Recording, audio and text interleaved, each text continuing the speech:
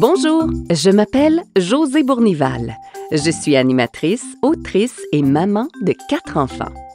Dans ces capsules, je vais répondre à toutes tes questions concernant les émotions que tu ressens, leur impact sur ton corps et leur utilité dans ta vie. Josée, pourquoi j'ai peur du noir? Savais-tu que la peur du noir s'appelle la nyctophobie? C'est une des peurs les plus fréquentes chez les enfants. Même certains adultes en souffrent. En fait, la plupart du temps, on n'a pas peur du noir en tant que tel. Si je te donnais un chandail de couleur noire, tu n'aurais pas peur de lui. Pas plus que d'un crayon de la même couleur, n'est-ce pas? Quand on parle d'avoir peur du noir, en fait, on parle de la peur de la noirceur. Quand on est petit, on se sent plus en sécurité quand il y a de la lumière. La clarté permet de voir des choses familières comme tes jouets, les murs de ta chambre ou les gens que tu aimes. Quand il fait noir autour de toi, tu perds cette sécurité-là. C'est souvent ça qui est effrayant. Tu n'arrives pas à bien percevoir les objets qui t'entourent. L'esprit humain a tendance à créer de toutes pièces ce qu'il ne voit pas. Alors ton imagination peut se mettre à inventer des formes, des ombres et des bruits qui n'existent même pas. Le pire, c'est que ton cerveau te joue des tours. Il imagine souvent le pire. Pense à comment tu te sens si tu te réveilles en plein milieu de la nuit et que tu entends un craquement du plancher. Ton cerveau ne va pas imaginer des créatures magiques qui sont là pour te protéger ou t'offrir des cadeaux. Non, non, non! Il va te suggérer qu'il y a peut-être sous ton lit ou dans ta garde-robe des monstres et des fantômes croqueurs d'orteils. Mais ça n'existe pas.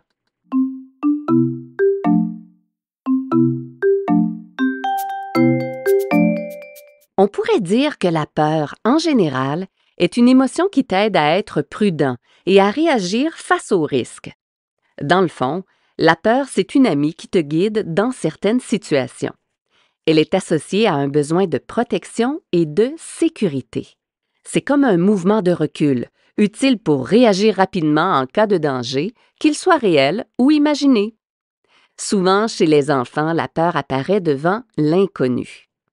La peur s'exprime de différentes façons. On est souvent immobile et on n'ose pas bouger. On guette tout ce qu'il y a autour de nous, aussi bien les mouvements que les sons. Nos yeux sont très grands pour tout voir et nos oreilles sont en état d'hypervigilance. Elles sont très attentives. Tout notre corps peut être tendu comme un ressort. Il est prêt à combattre, figer ou fuir devant la menace.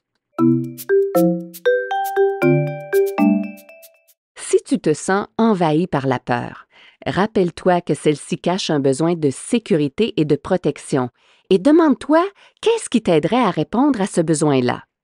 Si tu ne le sais pas, parle-en à tes parents ou à une personne de confiance.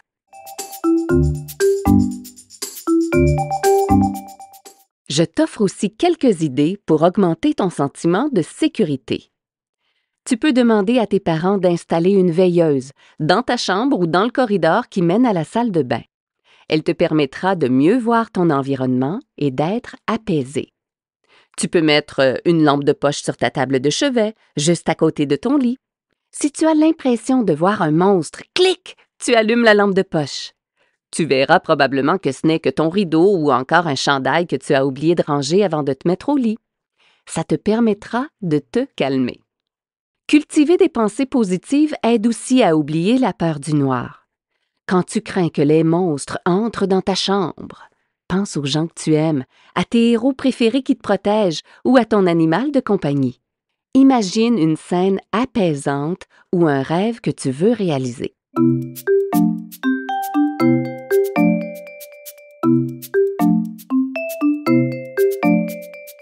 En résumé, si tu as peur du noir, tu n'es pas seul. Les humains ressentent cette peur depuis le tout début de l'humanité. Si ça t'empêche de dormir, rappelle-toi d'en parler à un adulte de confiance.